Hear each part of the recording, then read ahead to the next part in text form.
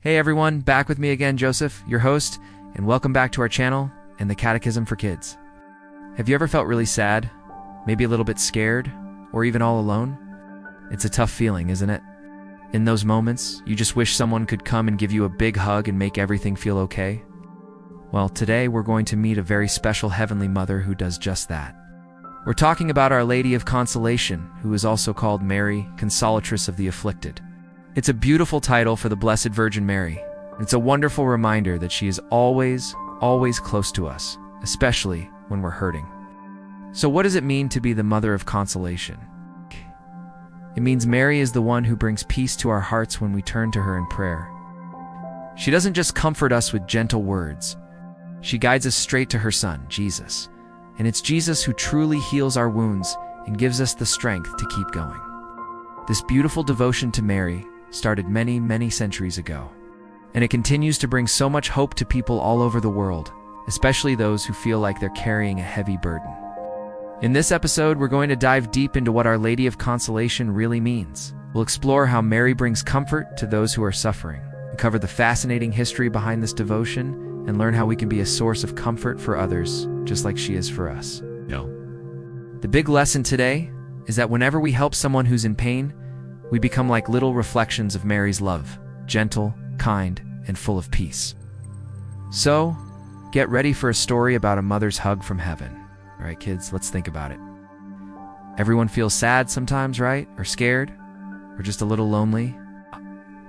And what's one of the best things when you feel that way? It's a big hug from your mom or dad. It just makes things feel better. Now, we also have a Heavenly Mother, Mary, who is always there to give us God's comfort.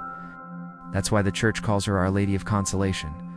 But why is she so good at comforting us? I guess Mary experienced great joy in her life, but she also went through incredible sadness. Just imagine, she stood and watched her own Son, Jesus, suffer and die on the cross. She knows exactly what it feels like to have a heavy, broken heart. Because of this, she understands our pain better than anyone. She helps us to trust in God's plan, even when things are really tough. Now, let's travel back in time for an amazing story. This devotion is very special to a group in the Church called the Augustinians. It all started with a holy woman named Saint Monica. She was so worried and sad because her son, Augustine, was making some bad choices and wasn't living a good life. One day, Mary is said to have appeared to Monica.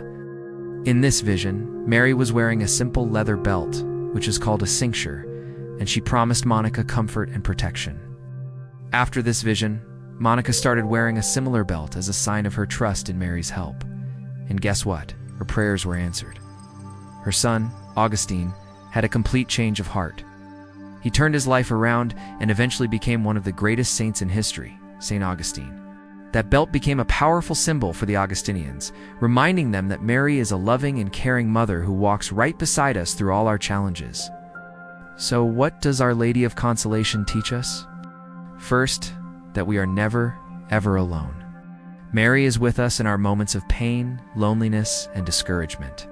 She's there to make sure we know we don't have to carry our burdens by ourselves. Second, she teaches us to have hope, even in suffering.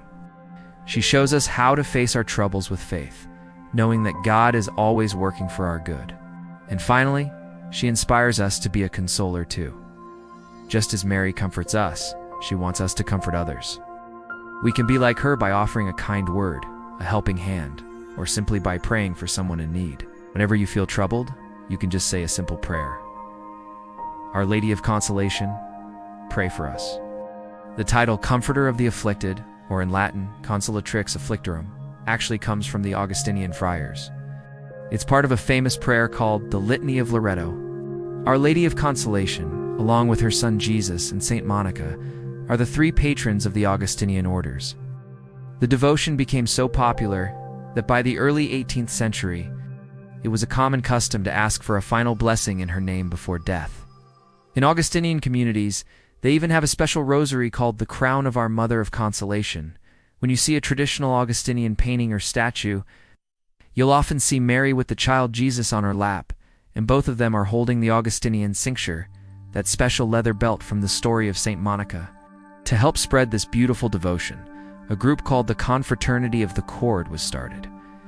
The most famous one is the Archconfraternity of Our Lady of Consolation, which is also linked to Saint Monica, Augustine, and another saint, Nicholas of Tolentino.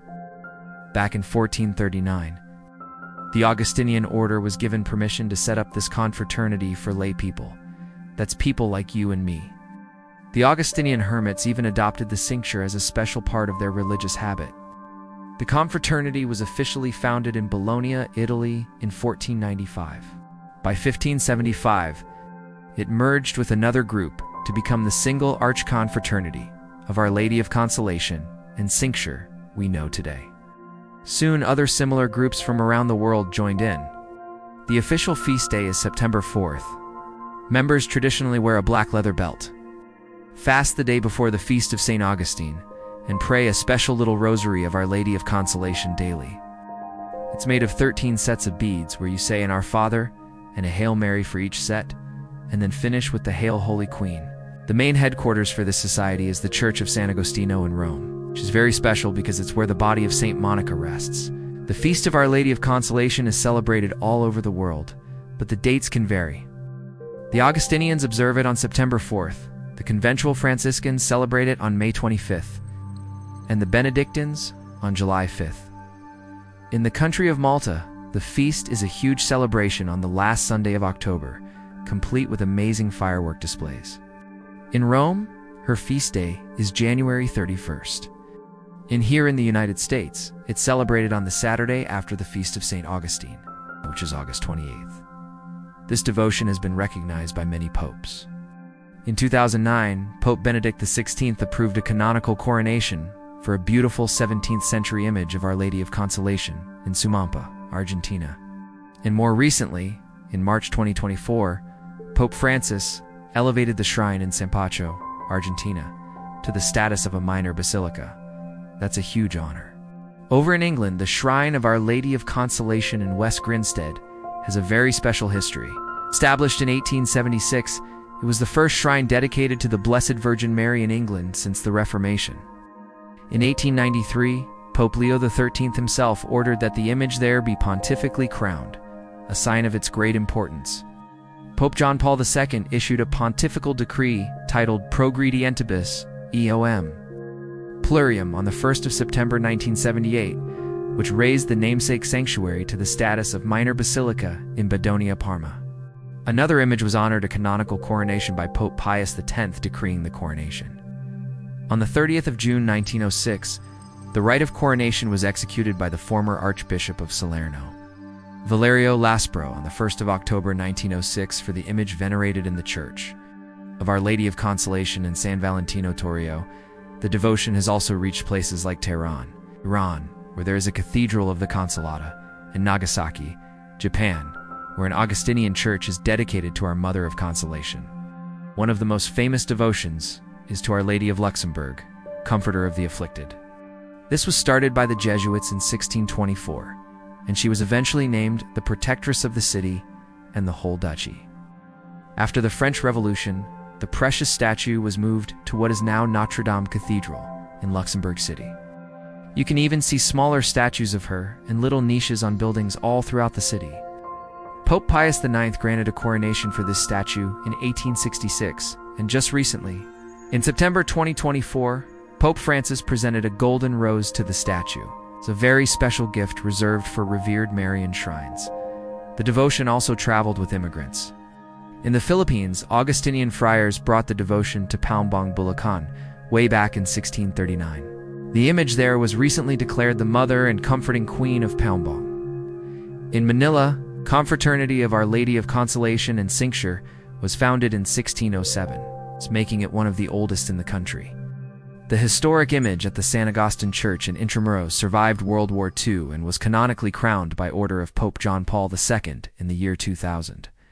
It was even declared the official patroness of Intramuros in 2024. And the story continues in the United States. In 1848, immigrants from Luxembourg settled in Wisconsin and brought their devotion with them. The oldest statue of Our Lady of Consolation in the U.S. was brought over in 1849 and is now in St. Nicholas Church in Decatur. There's also a touching story from the Civil War. 3 parishioners from Leopold, Indiana, who were imprisoned, vowed that if they survived, one would go to Luxembourg to get a copy of the statue. One of them, Lambert Rogier, did just that.